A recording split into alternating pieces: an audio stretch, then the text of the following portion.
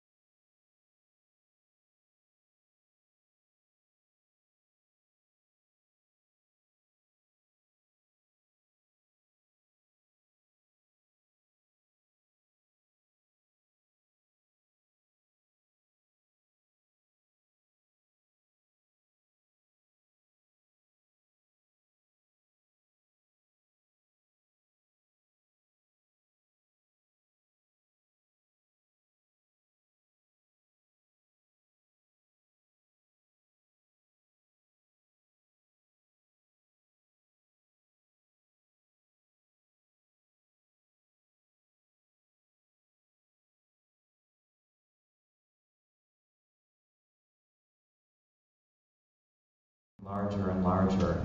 And I think that that is true. Marilyn keeps touching people's lives.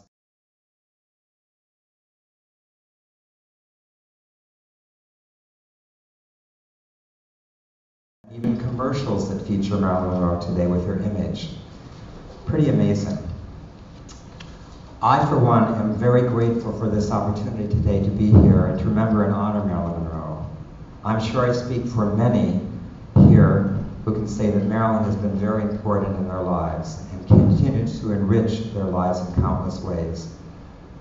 I never got the chance to say thank you to Marilyn in person, but I hope you know, Marilyn, how much you are still loved by all of us. I'd like now to introduce to you our first guest speaker, who is a woman who starred in many films at the same time Marilyn was starring in films. Some of the ones I love in particular are Cult of the Cobra, Revenge, and Came from Outer Space. She was also married to Stanley Rubin, who produced Marilyn's film River of No Return. And regrettably, we lost Stanley this year, and we will miss him very, very much because he was always a wonderful speaker and shared such great memories. But we're grateful to have Kathleen with us. So at this time, I'd like to invite to the podium Kathleen Hughes.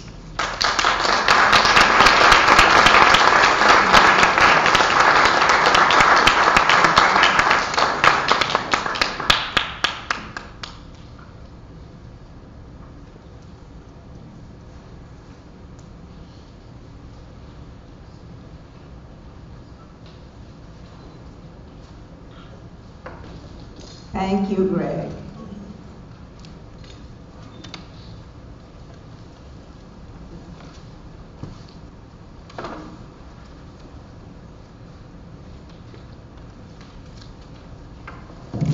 Oops. I'm just going to read little bits from a story I wrote about Marilyn in Tales from the Casting Couch. Back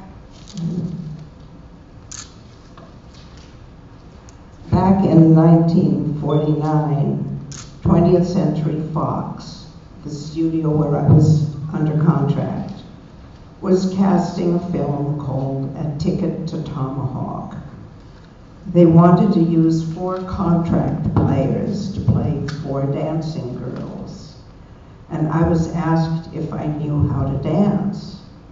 I said, I don't know, I've never tried. So a studio dance director took me over to a sound stage and spent from 9 o'clock in the morning until 6 at night trying to teach me one simple little time step.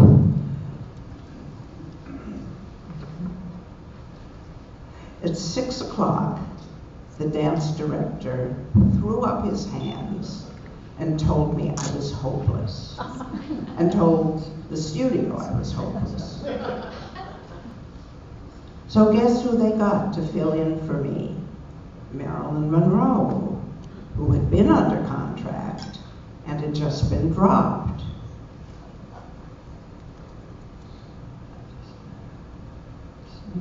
Weeks later, I sat on a sound stage and watched Marilyn dance the little part that I had flunked out on. The funny thing is, I had seen Marilyn the previous year at a Fox Studio Club show for the employees. The secretaries and the mailroom people were all abuzz about this young contract player who was so great. She could sing and dance and was fantastic. Now, my cousin, Diana Herbert, who is here today, originally she was going to be in the show, and she was going to do the number that Marilyn did. And Marilyn did a number called I Never Took a Lesson in My Life. And it was a very sexy number, and she was just wonderful in it. Just a minute.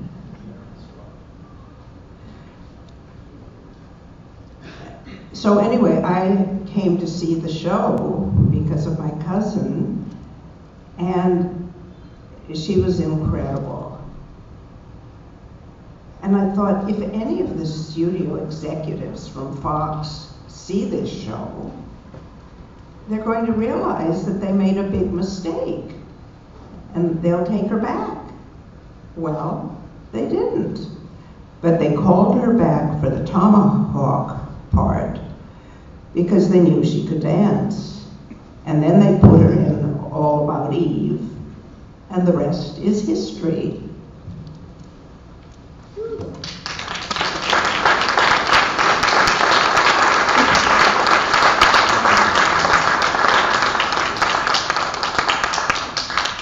Thank you so much, Kathleen. I love that story, and wow. Even if you couldn't dance, you have a lot to talk about. Our next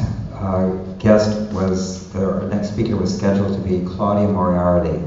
Claudia is the niece of Evelyn Moriarty. Evelyn was Marilyn's stand-in and double, and her friend. Unfortunately, last night Claudia called me and had a family emergency that prevents her from being here today.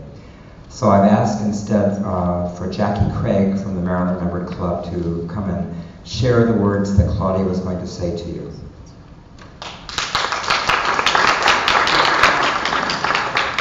Hi everyone, I'm really sorry that Claudia wasn't able to be here today, but I'm happy to be reading on her behalf.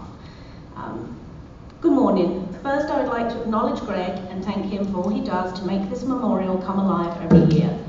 And to so many of you that work alongside of him, and to all of you for being here and being part of this remembrance. I am Claudia Moriarty, and my aunt is Evelyn Moriarty. She was Marilyn's stand-in and trusted friend. They shared so many things: a challenging childhood, a need to be loved and valued, childlike wonder, a love of people and animals, Secrets, good times, difficult times, and so much more. If you saw them together on the set, it was hard to tell them apart. It was like looking at twins. Not only did they have a similar physicality, but their spirits were similar as well. And when Marilyn passed, my aunt purchased a crypt near hers. That's how deep the bond went.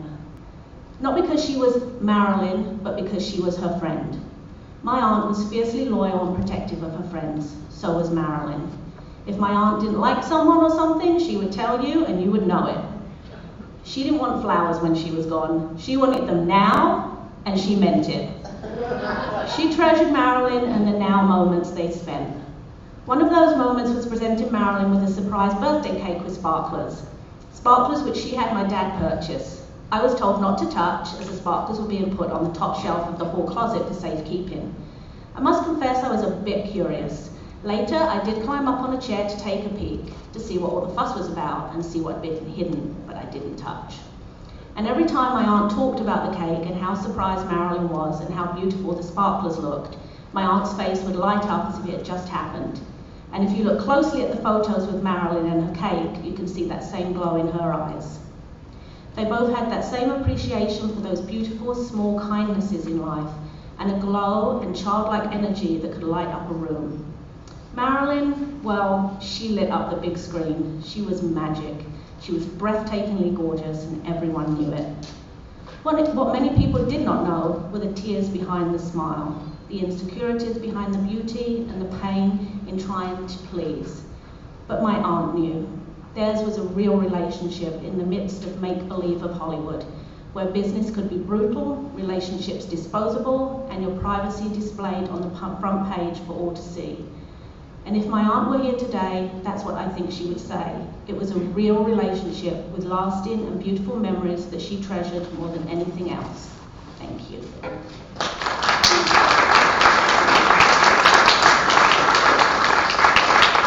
Thank you, Jackie. Thank you. Our next speaker is the founder and president of the Hollywood Museum. This museum has over the years presented many wonderful exhibits honoring Marilyn and has also generously helped to sponsor this service today. I'd like to invite to the podium Danelle Dadigan.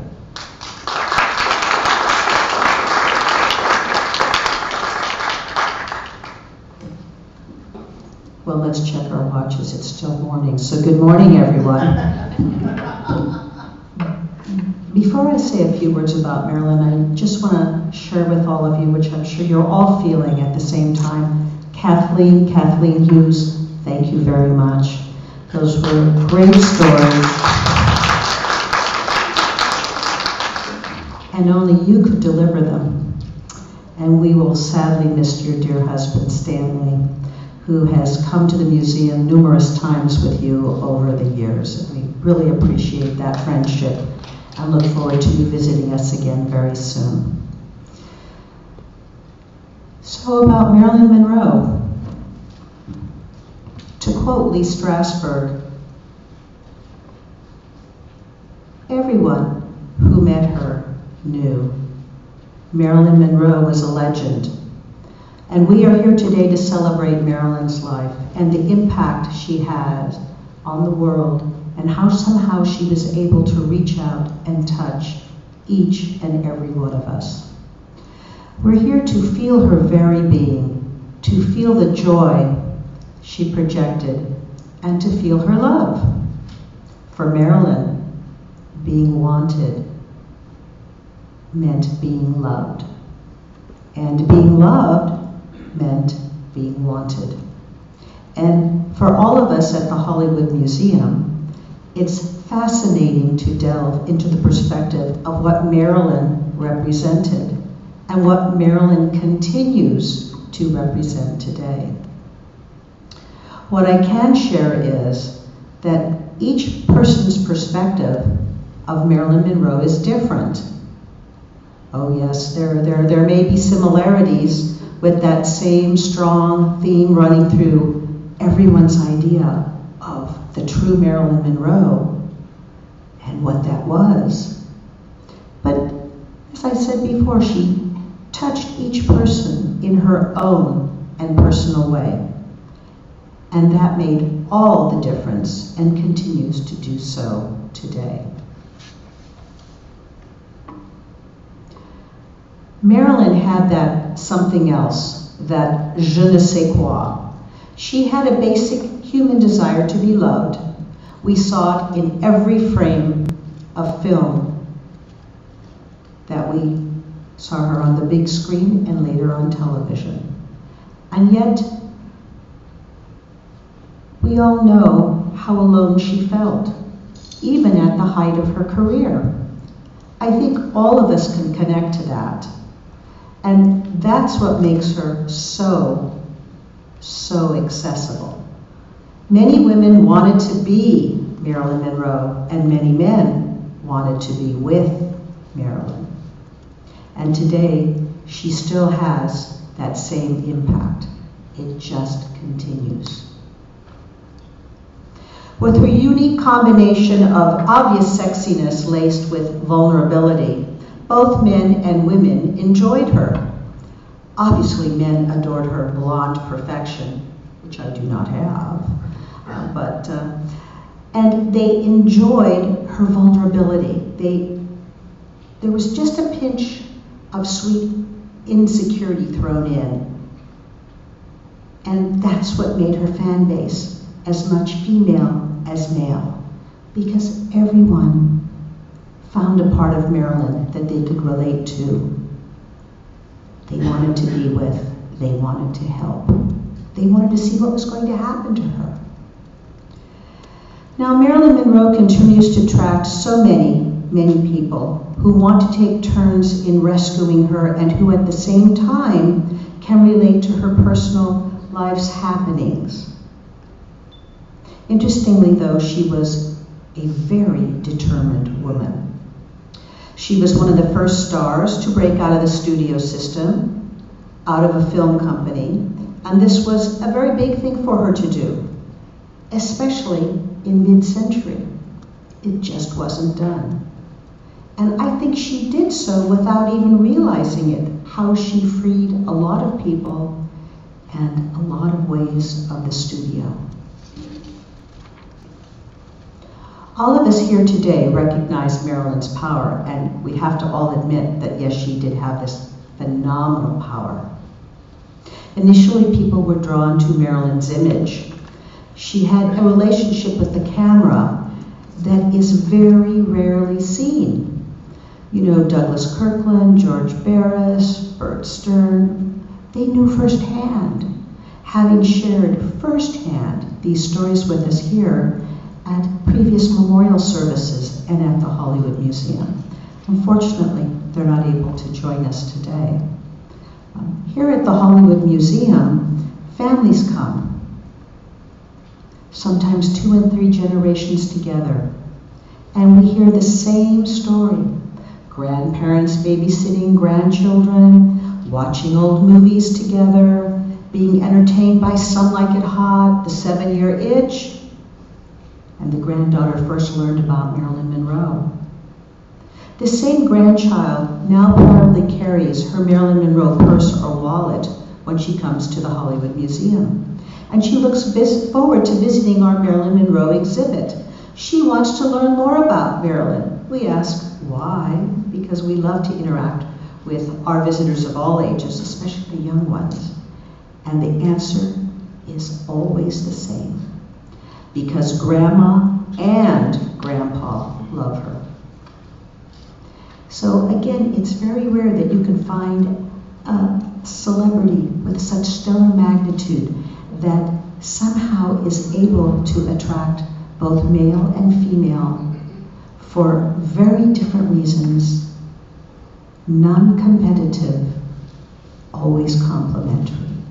That's why her fan base continues to grow. And Marilyn Monroe is a phenomenon. Marilyn has transcended 3 and 4 generations, and this is truly a pop culture phenomenon. And it has yet to be repeated in such an overt and obvious degree. You know, Marilyn loved being wanted, and here we all are today. You know, Marilyn never gets old. Her story never gets old. She is timeless, and we all love her. Thank you very much.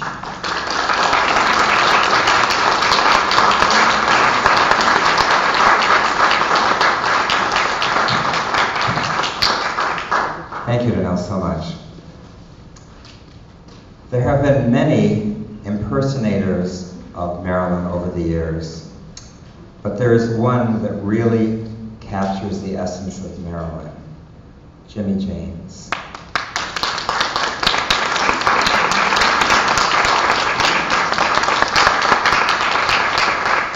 Thank you. I came prepared.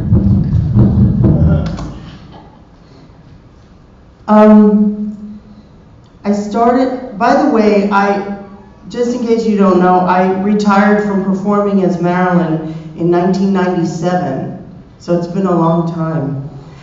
But I started this journey around 1979, and I was still in school, and I started to, I had always been a little fat boy growing up, and I got into dance class and got into jogging and swimming, and I lost a lot of weight. And I started to stare at myself in the mirror because my face had gone down so much that I had a jawline. And so I was staring at myself in the mirror, not knowing who Marilyn Monroe was, really. I had heard her name, but I didn't really know who she was. And this was like in 1979. My era was like Sonny and Cher, Ike and Tina Turner, mostly Tina, and Diana Ross and the Supremes, and so it was a little bit before my time. And I would stare in the mirror from having lost so much weight, and I would stare in the mirror like this. I know it's all chubby now, but I'd be like this. So then one time I was in the bookstore, like Dalton's Books or something, and I picked up this book called Life Goes to the Movies.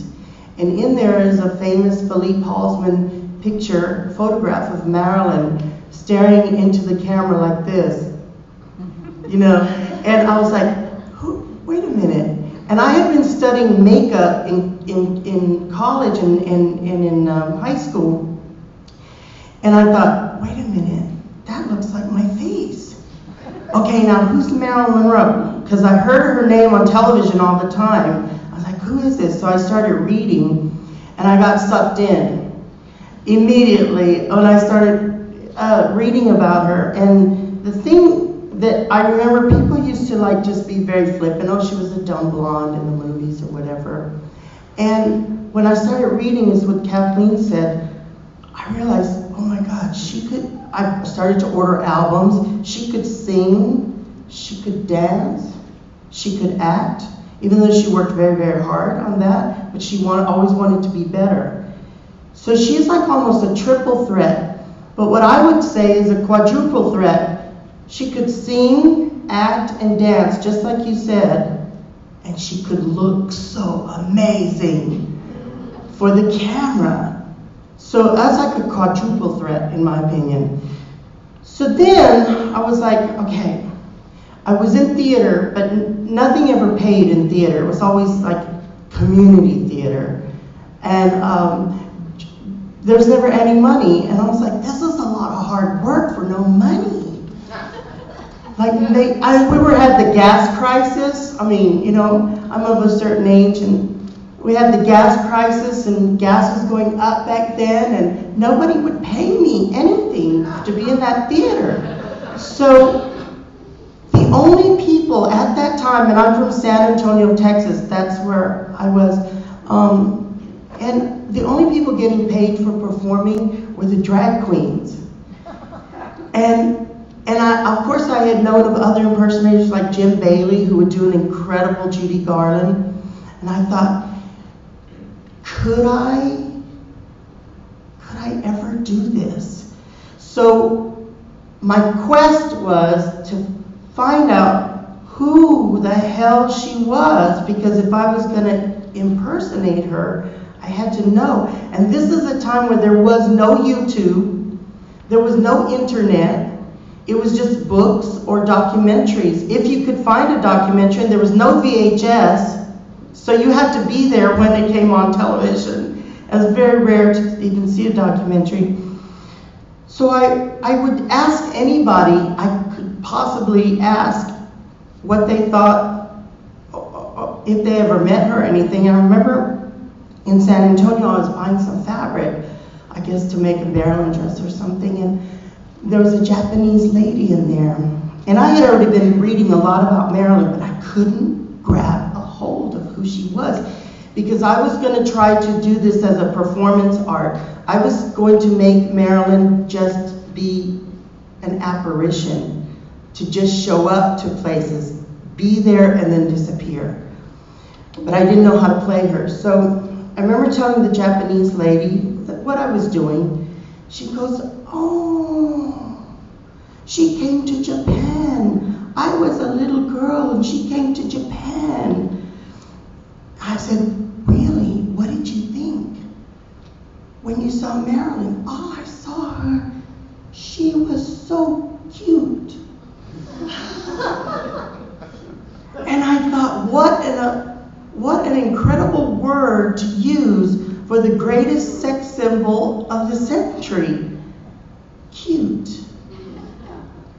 And then I started to say, I think I know how I might be able to play this. So I continued my research. It was 3.5 years of research. Believe me, I could have done it quicker if I had YouTube. But I didn't have that. And of course I went to like film festivals that happened to show Marilyn in the movies, and I had a lot of catching up to do. And so my whole thing was to try to portray her as accurately as possible. And so I also had to be very, pay attention to the makeup, because there was a special way that her makeup was done. There was a special look she had, obviously we know that, but being that it was me, I was like, how am I going to do this?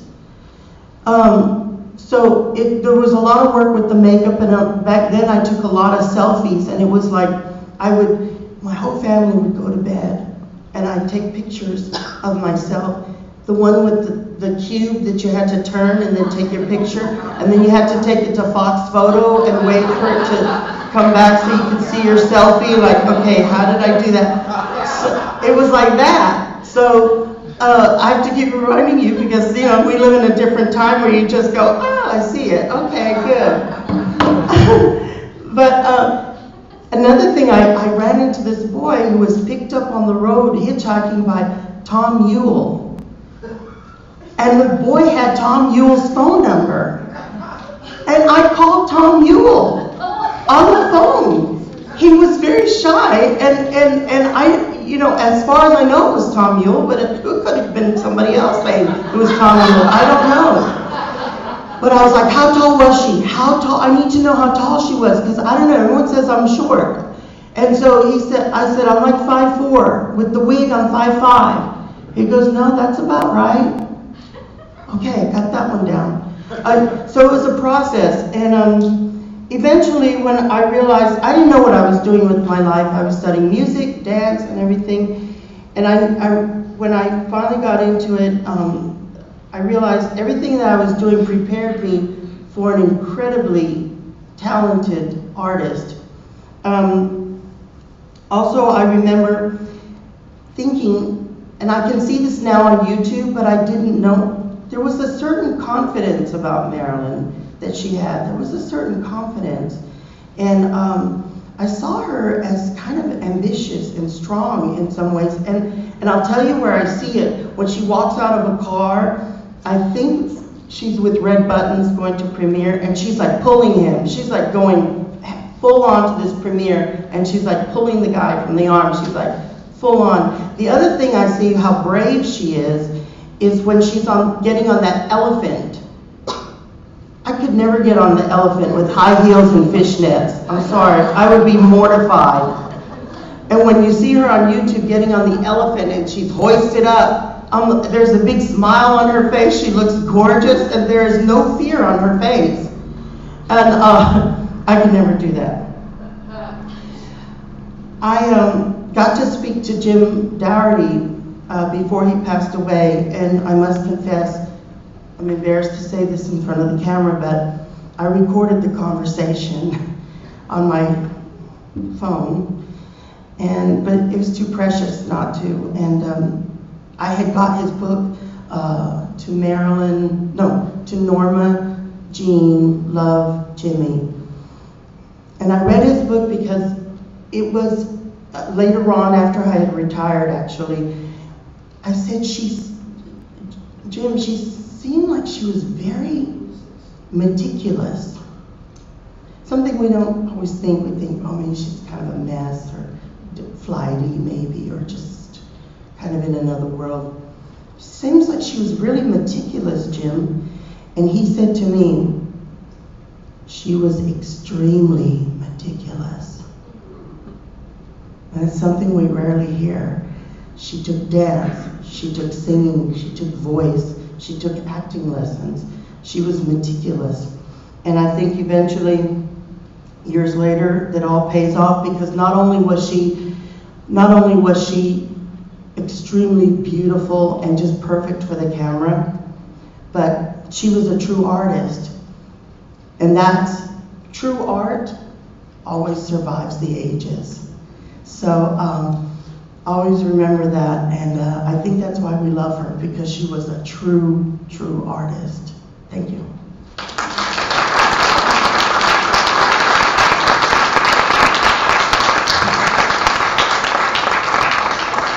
Thank you so much, Jimmy. We really appreciate that.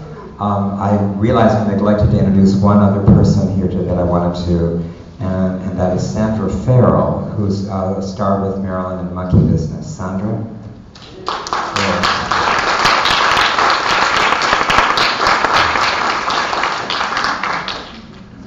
So at this time, I would like to introduce to you a fellow who is hairdresser to the stars, and one star in particular, our beloved Marilyn, Jimmy Morrissey.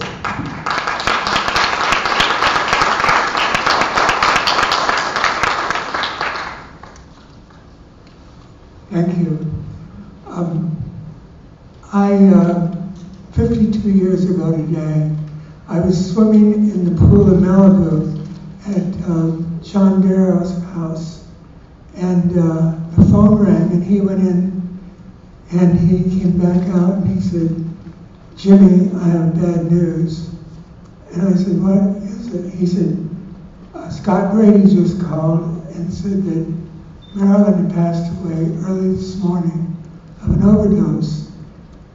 And all of a sudden, tears just started running down my face. And that had never happened to me before or since. And during the day, every once in a while, they just run down my face.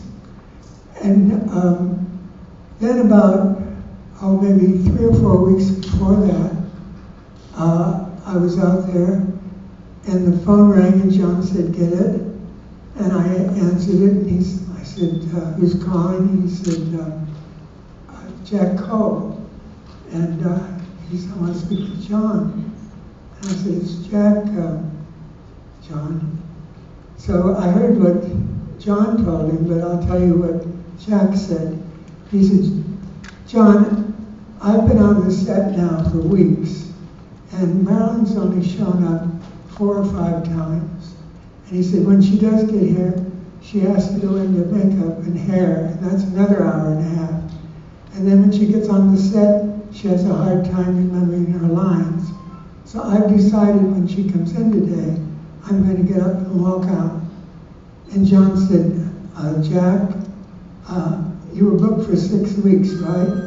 And he said, yes. He said, you've been there 9 weeks. He said, yes. He said, have you got a paycheck every week? He said, yes. He said, well, I haven't had anybody call to want your services. So he said, I suggest that when she comes in, if she comes in today, be ready to go to work with her, help her, and let her be the star. And that brought me back to when I first saw Marilyn. I was in Atlantic City doing the Miss Americas, and I was on the beach, and all of a sudden, there was all these people were running towards the boardwalk, and I said, "What's going on?" And they said, "Marilyn Monroe is the Grand Marshal of the Miss America contest."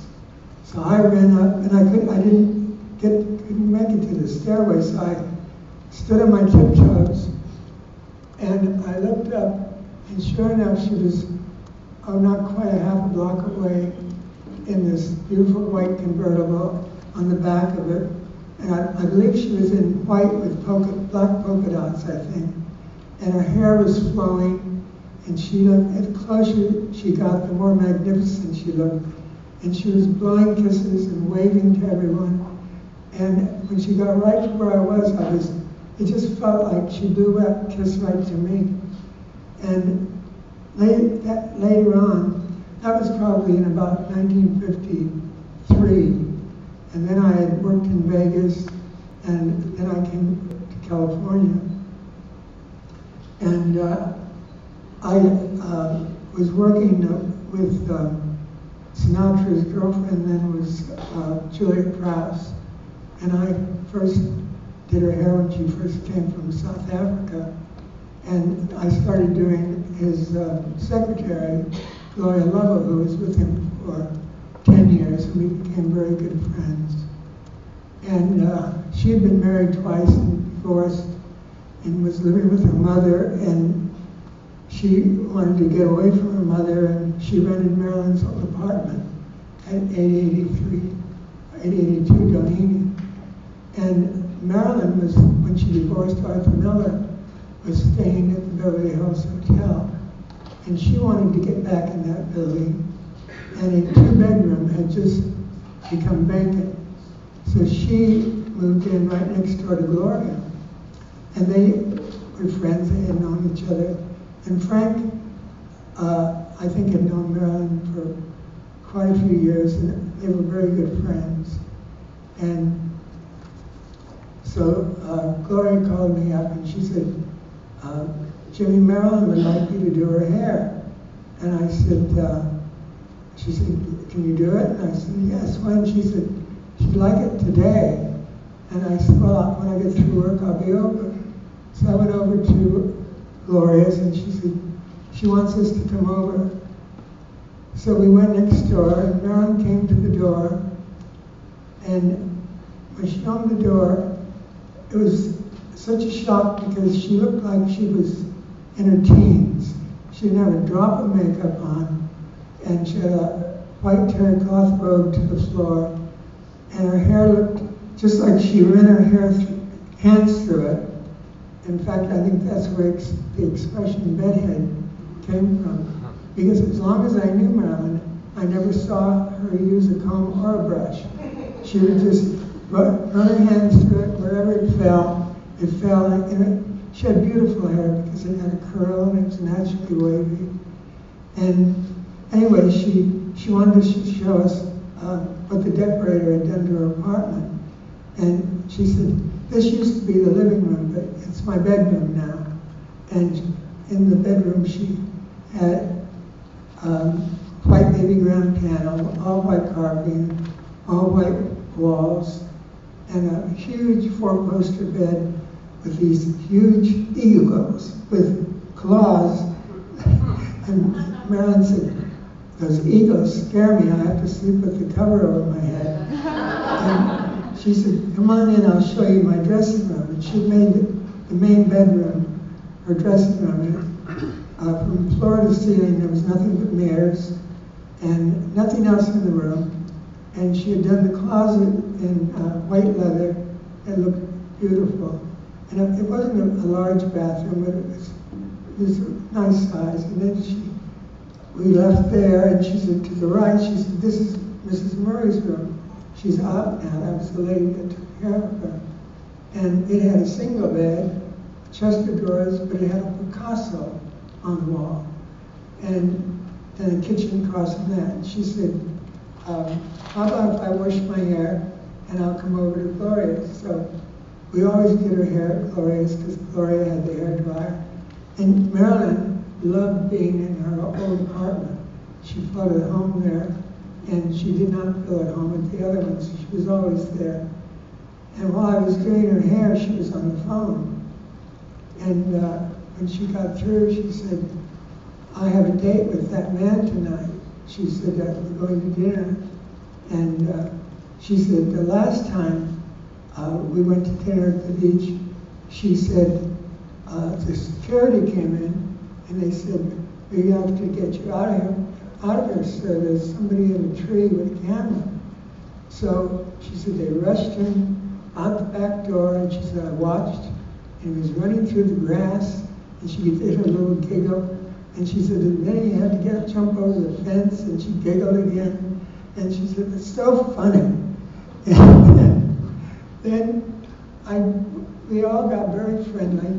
Mel Lashley was a friend of mine, and I had introduced him to Gloria a few years before, and he had decorated some of her friends' apartments, and he was helping her get her place together. And the night before Thanksgiving, Gloria was going to have people over for dinner, and Marilyn said she'd made other arrangements, but she'd stop by. So I did her hair the day that day, Thanksgiving, and the night before Thanksgiving. And Mel was just hanging the last painting in the bedroom, and he had done a gallery wall of paintings. And Marilyn looked at it and she said, Mel, I know a man in New York, but he has a gallery wall in his living room. And Mel said, if you think, Marilyn, I'm going to take all these paintings down and put them back in the living room, you have another thing coming. And she said, well, Jimmy and I could do it. He said, oh, you and Jimmy, you just put a nail in the wall and stick the picture on it. She said, well, you measure and measure and measure, and sometimes you're a half an inch off. And he put down the hammer. He said, I'm going to have a drink. That's it. If you're going to do it, you can do it, but I'm not doing it. So Marilyn said, let's do it. So we got up and we took them all down, and she plastered the holes, because everything was white. And we hung them all back up, and we were drinking champagne. And Gloria and Mel drank scotch. And now it was getting really late, and it's been raining. It was raining. It was a rainy season. And Mel said, well, I'm going home. And Gloria and I were sitting there on the couch. And Marilyn and I, Gloria came in and said, well, you two can stay up as late as you want, but I have to put a turkey in the oven at 6, so I'm going to bed. And so Marilyn and I were sitting there, the fireplace was going. We said, it really looks pretty. It's going to be nice. She was having her mother over, and Julia Krasner, and Mark, her manager. And so I said, but there's one thing wrong. She said, I know it. I said, what do you think it is? She said, you have to tell me first. I said, well, in the closet, when she had it, there was a closet next to the fireplace, and she made a bar out of it. So Gloria had an olive green flock wallpaper put in the bar all the way up. And in between was beige molding, and the ceiling was beige. And I said, that should be olive drab. And she said, I know. I said, I have that color paint outside. She said, no, you don't. I said, yes, I do. And she said, oh, go get it. And I brought it in, and she said, let's paint it. And I said, I don't have any masking tape. She said, I don't need masking tape. I was a dope painter at Lockheed. She said, I can paint a line as straight as an arrow. You just hold the ladder. So I held the ladder, and she was such a perfectionist. You know, that flock wallpaper stood up almost like hair. And she painted every piece of molding and the ceiling. She didn't get a drop of paint on her hands or the paper. And then when she got through, she said, I think it's time we go to bed. And I said, yeah, I'm going home.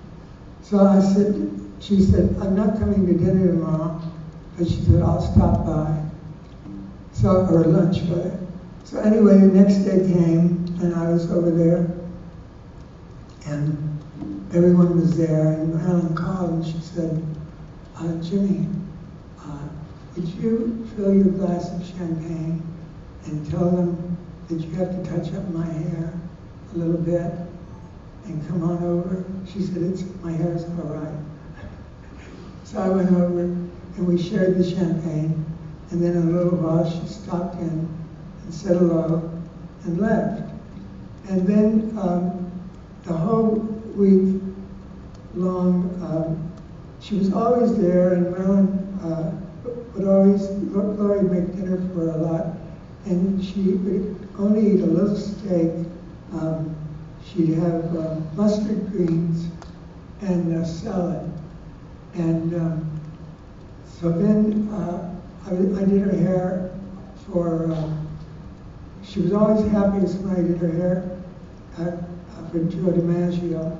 I could tell that she was going to see him, because she was, all the time, she was just happy. I never met him, but I did see him walk by a couple of times. And then Christmas time, I was going to do her hair at 12 o'clock. And had gone to a party at 11, and I said I'd stop by. And I stayed about 20 minutes. I started to leave, and a friend of mine I grew up with in Miami, Skylar Robbins, said, "Where are you going? You just got here." And I said, "I'm to Marilyn's hair." He said, "Oh, please take me with you. I've always wanted to meet her." I said, "Skylar, she never wants to meet anyone." He said, "Oh, please." I said, "Oh, I'll call Gloria." So I called Gloria, and Gloria said, "I'm not going to call her." She said, "She'll do it for you, but she won't do it for me. Just bring Skylar over here." She knew Skylar. So I brought Skylar over, and I called Marilyn, and I said, "My best friend's here, and he would love to meet you before I do your hair." And she said, "Oh, you know, Jimmy, I hate to meet anyone." And I said, "Oh, I'm sorry." I said, "He has such a hangover." She said, "He has a hangover?" I said, "Yes." She said, "I will be over in a few minutes." So she came over, and she had 2 bottles of Pamperidone. She said, "Have Gloria put these in the fridge." And then she met Skylar, and she said, "I'm going to make a drink for you that I used to drink myself." And she went over to her bar, and she made him a Bloody Mary. He brought it back to him, and he said, "Aren't you having one with me?" She said, "No, I don't drink those anymore, but I used to." And then she said, "Gloria, I want to get my checkbook. I owe you for my groceries," because Gloria would have her maid buy both their groceries, and then she'd pay, Marilyn would pay Gloria. So Marilyn flew out again and came back in. She's writing the check, and she said, "What's the date, Gloria?" And Gloria said, "Oh, Marilyn, it's Christmas, it's the 25th. She said, "I mean the year." So we all laughed. And so when she left, she said, "I'll be back in a little while to get my hair done." And I had brought star pine branches, and I decorated the dryer, had a big head on it. I decorated it like a palm tree. And I had bought Marilyn a tool chest and Gloria a tool chest. And I wrapped Marilyn in powder blue was her favorite color, and pink was Gloria's. And so Marilyn came over and she got under the dryer, and she said, "Oh, it's wrapped so beautifully." I said, "Well, I think that's important, even if there's nothing in it." She said, "There has to be something in it." And so she opened it up, and she said, "Oh, Gloria, now I know what I can give your boss." She said, "What?" She said, "My old crowbar." She used to keep a crowbar by her front door because she'd always leave her keys at home. And with the crowbar, she had roll-out windows in the bathroom, and she could manage to pry it open and climb in. And one day, when I had done her hair, she was going to have dinner with Sinatra. And then she called up and she said, "Jimmy, tell Gloria I can't possibly have dinner with her boss." And that night, he came down and he picked up the crowbar and pounded on the door, but she didn't let him in. So that's why she thought she'd give it to him for his Christmas present. And she also was going, she said, I'm going to go out with that man's brother tonight. She said, and I have asked someone 10 very, I've asked information about 10 political questions because I don't want him to think I'm just a dumb blonde. And she said, and I memorized the answers. I just don't know how I'm going to get the questions to it. So the next time I saw her, I said, how did it go with the questions? Oh, she said, that's really kind of funny. She said, we were sitting there across from each other, and she said, I had the questions in here. And she said, I reached to get my champagne, and I sat back, and he said, number 1. She had them listed. And she said, they fell out right into his lap, and he started asking him. She said, but I was able to answer all 10 of them. And so Gloria said to me later, she said, she was dumb like a fox. She knew what she was doing, and she put them in here, and they fell in his lap. And then another time, she was going out with famous Mexican actor, and she brought him into Gloria's and introduced us, Jose Garris, I think, something like that. He was very handsome. He was supposed to be very big in Mexico. He was showing Gloria and I a new dance. And I think that what happened is when she moved to Brentwood, I hadn't seen her for a few months. I hadn't seen her because she moved to Brentwood, and I heard all the furniture in the house was from Mexico. Plus, there was a bottle of pills that were open and next to the bed that were from Mexico. And so I just figured maybe that was how she had gotten those pills, because Mrs. Murray, she would call and say, Marilyn's on her way over, tell Gloria to hide the sleeping pills, and if she's there over 2 hours, she can have one. And so Mrs. Murray really looked after her, but not on that night that she passed away. But Marilyn just loved to have fun, and I'm so happy that I was able to be with her on her last Thanksgiving and Christmas. And because I have such wonderful memories of her. Thank you.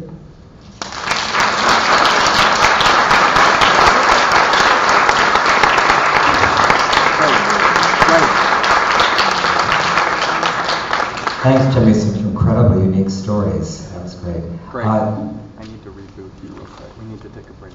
Okay, we're going to take a short break. We have to reboot the computer briefly because we are streaming live today. Maybe while you're doing that, I could just talk a little bit about inviting you all. After the service today, I'd like to invite you all to my home for lunch. I have prepared lunch for all of you, and I would welcome you all to be there. There are maps, if you have not gotten one, at the back of the chapel, and it's about a 6-mile drive from here, not that far, and I'd love to have you all. The only thing I must caution you is today is street cleaning day, so be sure and park only on the west side of Carmona if you want to park on Carmona, or you can go to other streets that are next to it, but be sure if you're on Carmona to be only on the west side of the street today, okay? Because I don't want any tickets to have that.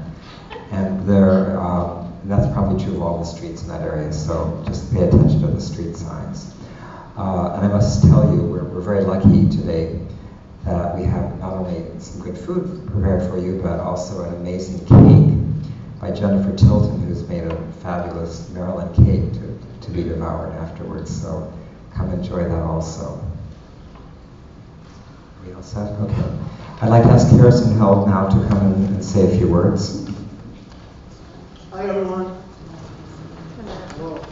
Hi, everyone. It's nice to see you. I just have a brief message from Mickey Rooney's daughters. From Norma Jean to Marilyn, you were created to give to the world a talent, strength, and beauty this world has never seen. Now they have and will never forget you. Neither will we. Thank you for your beauty, courage, and love. With warm wishes, Kimmy and Kelly Rooney.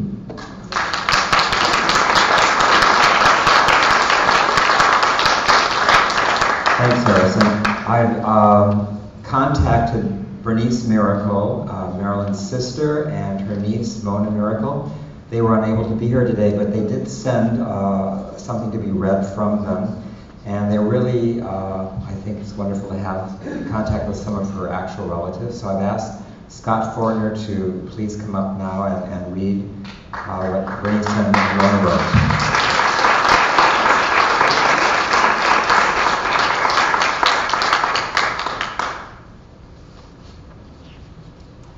Good morning, everyone.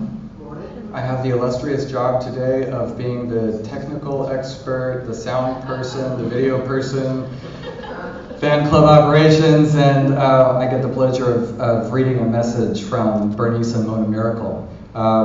Before that, though, I want to just say hello to everyone out on the internet. Here's the camera right here. I did a quick survey and asked people where they were viewing from, and we have viewers today from Italy, the UK, Canada, Ireland, Belgium, the Netherlands, Poland, Finland, the French Riviera, and France. And within the US, people all over the world. People chimed in from Louisiana, Virginia, Ohio, and of course California. So we've got more people watching online than we have here in the room, which is good. So a message from Bernice and Mona Miracle. We are with you in spirit today. We cherish your lasting loyalty and love for Marilyn. Her memory is bright and alive over 50 years after her passing because of fans like you. As her family, we have to acknowledge that Marilyn has become much more than our beloved sister and aunt who drew in large, happy audiences with her films. Since I put up a website and began to receive emails, I have found that something else beyond entertainment is continuing to radiate from her. Marilyn's hardships and successes are providing inspiration for those who face severe personal battles, professionally, medically, emotionally, to persevere. Most of these people who keep soldiering on were born after Marilyn died. Would these miracles have happened without the worldwide shock of Marilyn's early and tragic death? What a paradox. Her passing took her from us and kept her with us forever. Sitting up there on her rainbow, Marilyn, with that unique generosity of spirit, must be sending us her characteristic wink and laugh, which reminds us that we can honor the anniversary of her death, but what we celebrate is her life.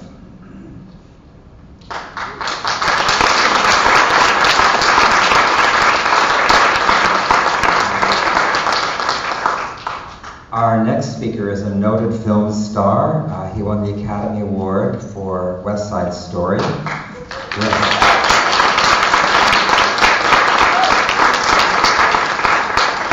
But we honor him today for the 3 films he made with Marilyn: Gentlemen for Blondes, How to Marry a Millionaire, and There's No Business Like Show Business. Ladies and gentlemen, George Chakiris.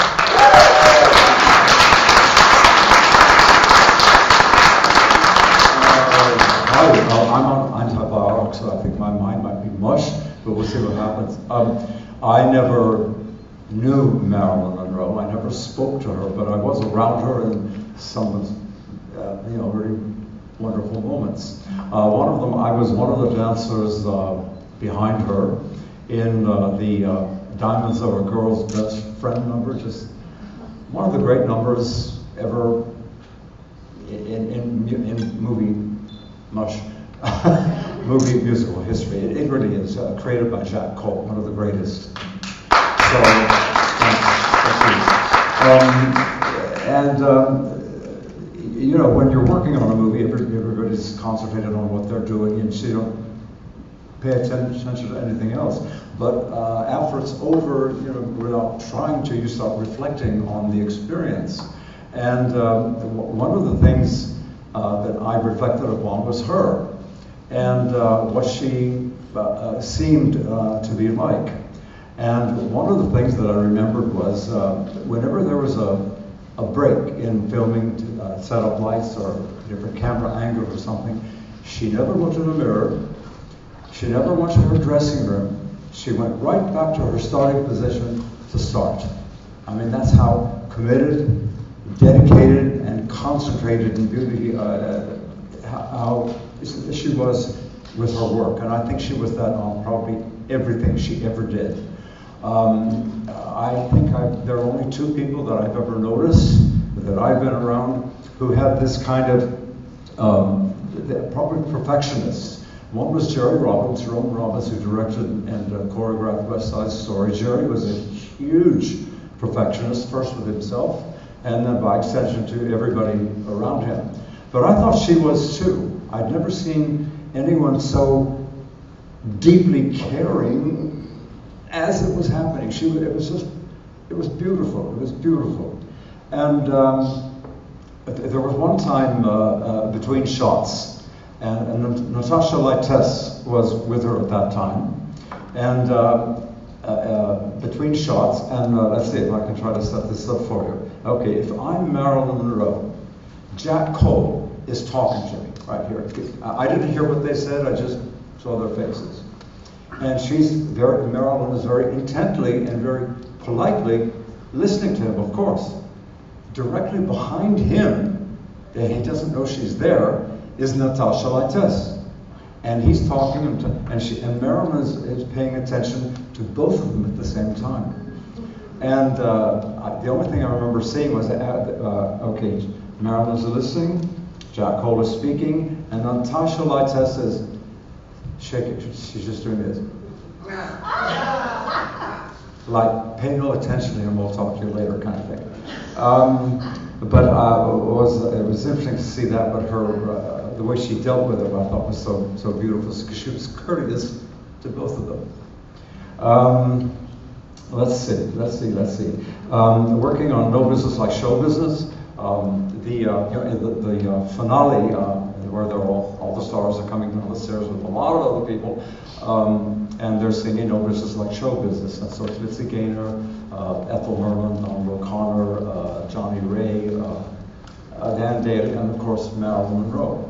One day there was kind of a cocktail party at the end of a rehearsal day, and the dancers were invited too. So we were there, with a glass of wine or something, and my dancing partner, her name was Drusilla Davis, and so everybody's standing around, and Marilyn Monroe came in with a couple of people. She came in. By the way, I remember her, whenever I saw her, she came in very quietly. She always came in quietly. To me, that says something. But so she comes in, and she's dressed in what they call pedal pushers at the time, and nice shoes, looking beautiful. And Drusilla said to me, she said, why don't I go and ask her to give you a kiss on the cheek? And I said, no. Drusilla went over anyway, and Marilyn was about where you are, just not far. And Drusilla goes, and she said, would you give this boy a kiss on the cheek? And she very slowly, she turned and looked in my direction, and she very sweetly, very, very plainly said, but I don't know him. I thought that said something about her too. What else? And also in shooting that last number of Johnny, when everybody was ready to shoot, There's No Business Like Show Business finale. Mitzi arrives in a red gown, looking fantastic.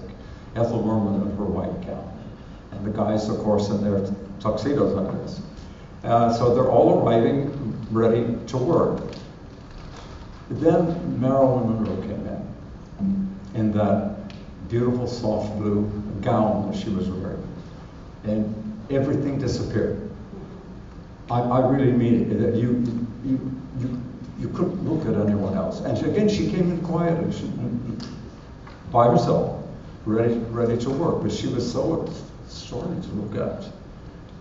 But it wasn't just her looks. There was something about her that just drew you in. I had dinner with a couple of friends, a couple of new friends, just recently, last week. And when they found out that I was a chorus dancer in Gentlemen Prefer Blondes, they had 2 questions about Marilyn Monroe. They won't surprise you. Was she late? No, she was never late. Not on that. She was never late. Did she really look like that? Boy, did she look like that. Boy, did she look like. She was, in fact, anyway, she absolutely looked like that, and then some, because she was present. You were in the same room, you were in the same place. It was just wild. And I just have such great respect for her and her talent. She's,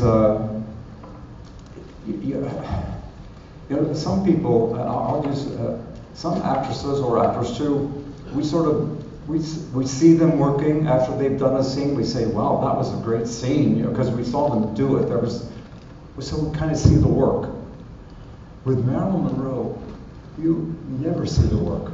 She was present in her own special way. So I'm a huge admirer of her professionally. She was an extraordinary actress. She sang. She moved she had a great instinct for moving. You know, in the opening number of We're Just Two Little Girls from Little Rock, where she and Jane Russell, they're both doing the same move. But Marilyn, now and again you see that there's an impulse in her movement that is her. Jack Cole didn't tell her to do it. She had that. That was a natural gift. So I guess I'll leave you with that. I just want to say I'm glad to be here with all of you, and thank you, Gregory, Kathleen. It's so nice to see you always. And hey, Marilyn Monroe remains so contemporary. It's like today. She's today, and she'll always be today. She's not. We're not looking at, with all due respect to Greta Garbo, you know, like whatever. She's today. She's contemporary, and there's something about her too. I think that makes me really care about her. I care about the characters that she plays on the screen. And by the way, one last thing. We'll see. I hope. One of the things I've always thought is a lot of people, maybe men, I don't know how many, they can't separate her from Lorelei Lee, the character that she created for Gentlemen Prefer Blondes. That was the character. A lot of people think that's her, but no. That was a character she created so beautifully that it's hard to separate her from the character. But anyway, that again is a tribute to her work. So I would just like to say, I'd leave you with, I was so lucky to be around her. I mean, I really do think that and feel that. And she's, she's amazing. She's amazing. Thank you.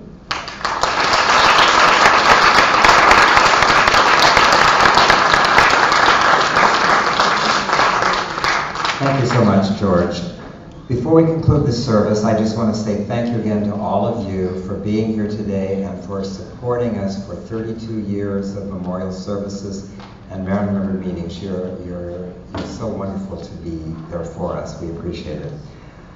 To conclude the service, I would like to invite a wonderful singer in Los Angeles who has made many CDs, including this CD, which features a song that I wrote for Marilyn, which she'll be singing today. And following the song, we will be watching a video compilation of images of Marilyn put together by our own Scott Fortner.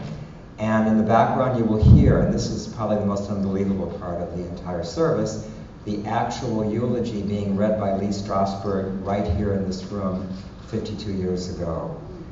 Sue Ann Pinner. Thank you. And our own Greg Schreiner did write this beautiful song for Marilyn, and it truly is one of the greatest joys in my life to be here with you every year and to be able to sing this song for Greg and for all of you in this room and now for everyone around the world as we sing this almost together as a prayer for Marilyn.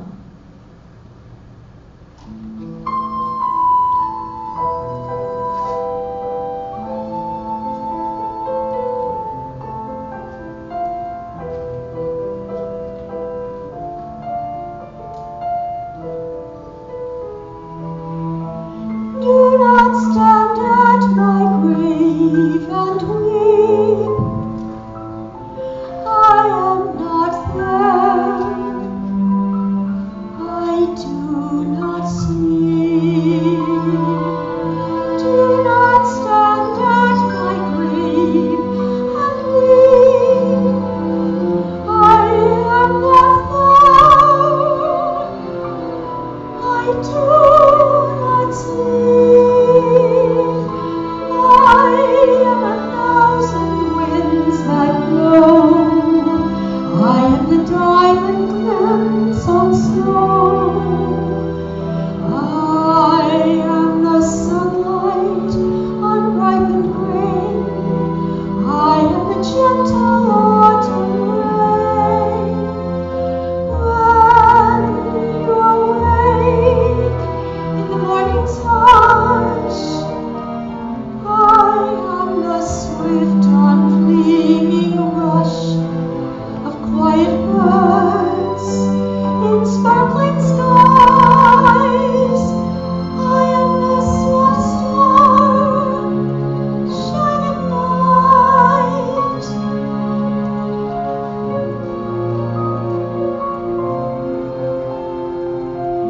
Do not stand at my grave and cry. I am not there. I did not die.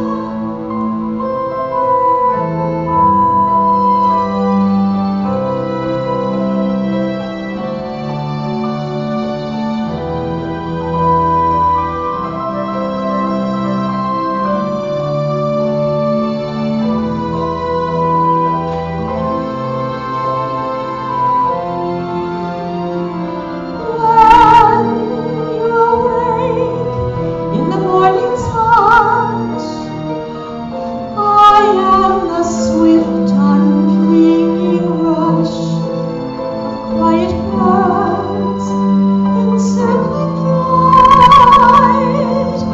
I am the soft star, shining light.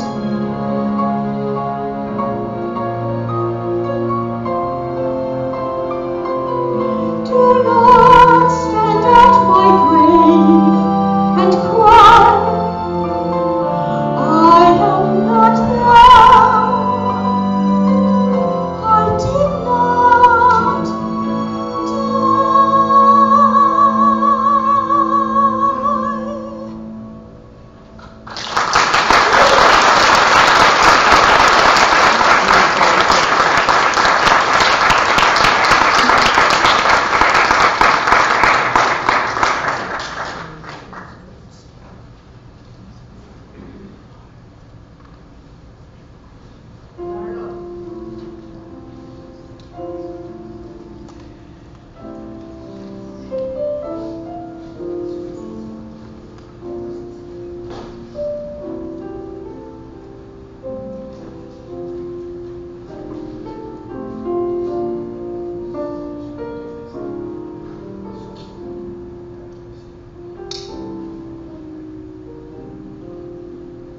I know that she would not want us to mourn and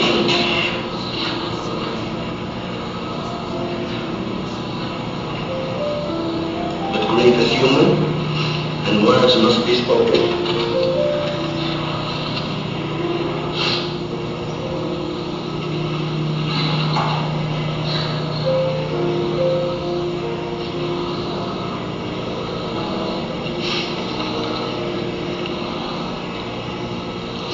Marilyn Monroe was a legend.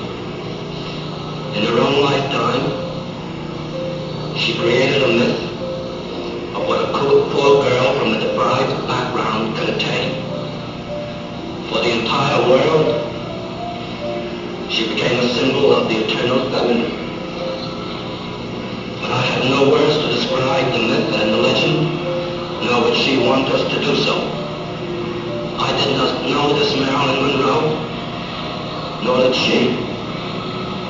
We gather here today knew only Marilyn, a warm human being, impulsive and shy and lonely, sensitive and in fear of rejection, yet ever avid for life and reaching out for fulfillment. I will not insult the privacy of your memory of her, a privacy she sought and treasured, by trying to describe her whom you know to you who knew her. In our memories of her, she remains alive, not only a shadow on the screen, but a glamorous personality.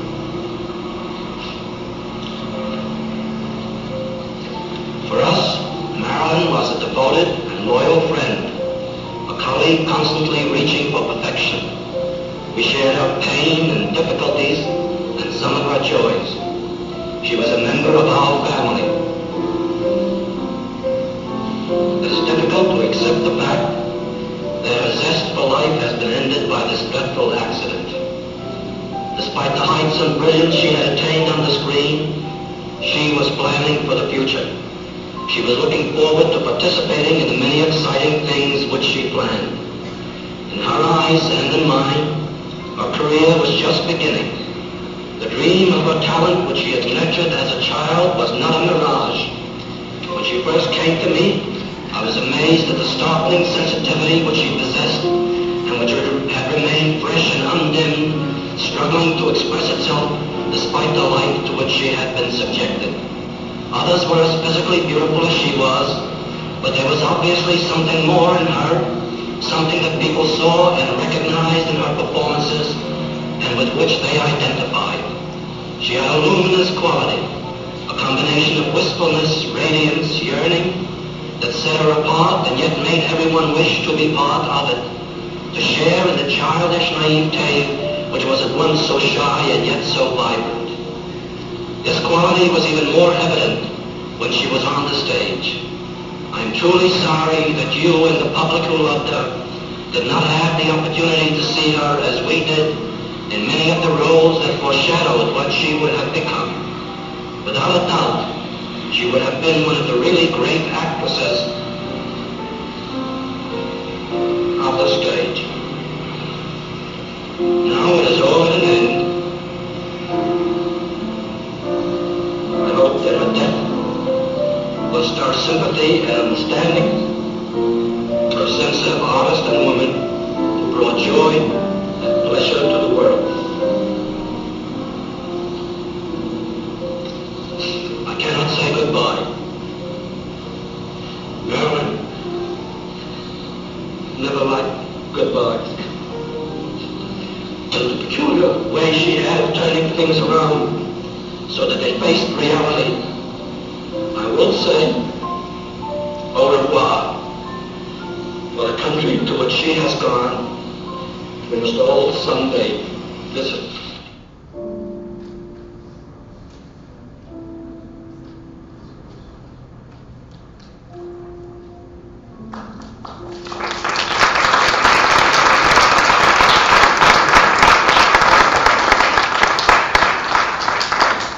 Thank you all again for attending, and I hope I'll see you all at the reception.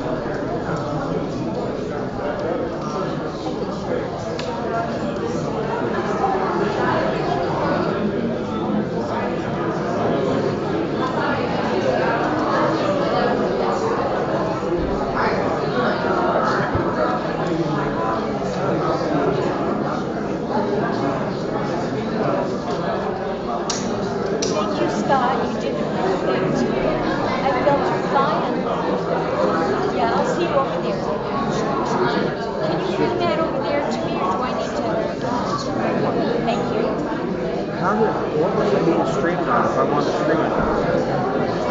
Huh? Okay, but I mean, where is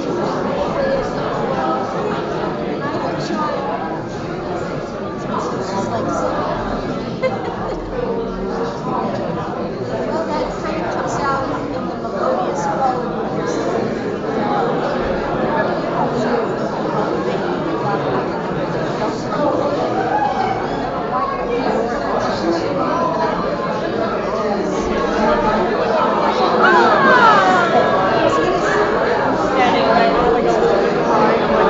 Oh my God,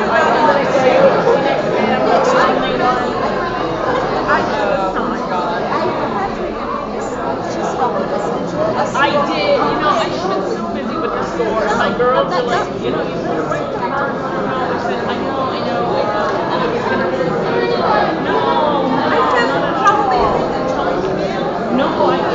I still go to the library now to buy it.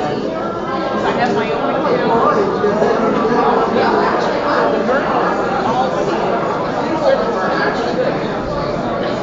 and then my girls kept saying, you know, you better write your back, Yeah, I when I was working, so now I'm doing everything. And I kept saying, okay, I'll look at it. And even last night, we met Memorial, and you are also very yeah. shocked. And I got to, yeah. So I'm Monica. I think they told you about me. We were going to try and interview you on television, remember, and it didn't work out. Actually, we couldn't get the schedule.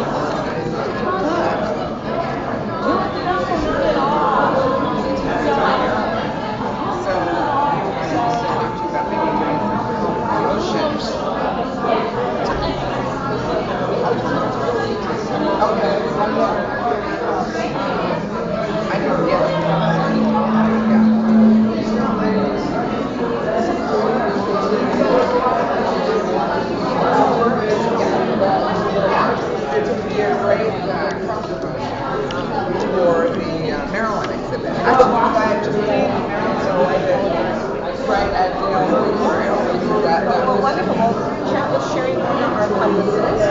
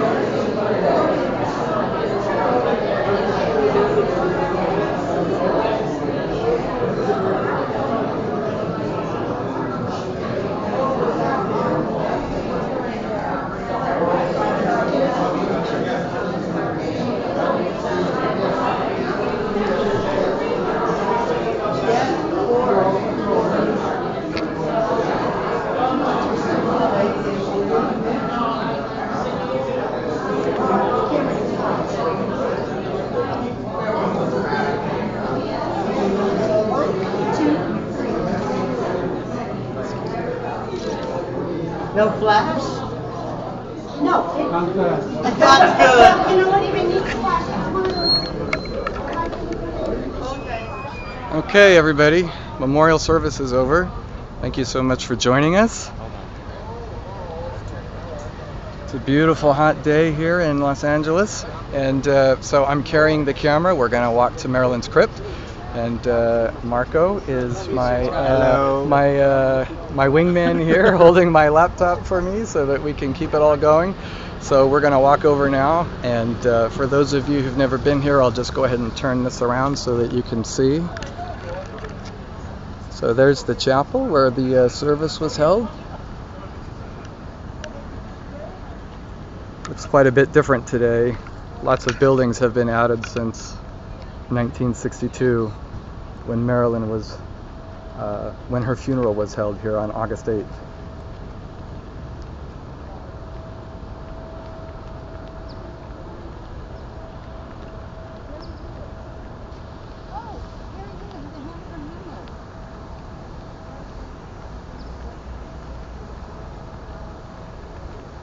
Lots of other famous people buried here in the cemetery.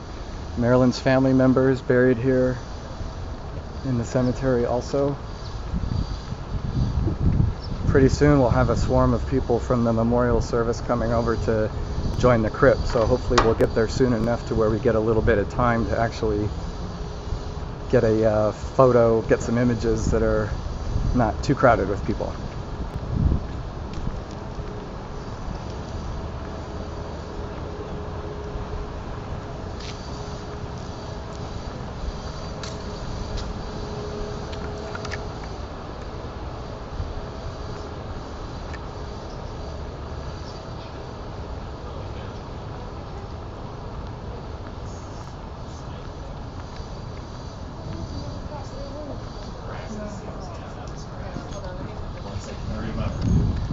I didn't come last year, but on the 50th, he was here.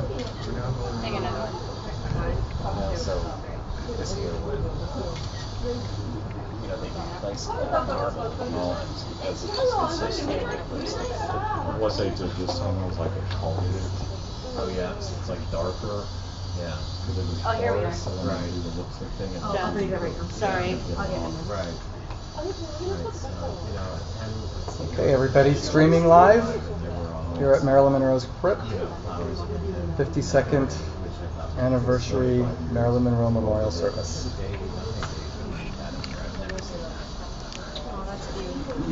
So I'll touch Marilyn's crypt while I'm holding the camera, and that means that we're all here together with her today.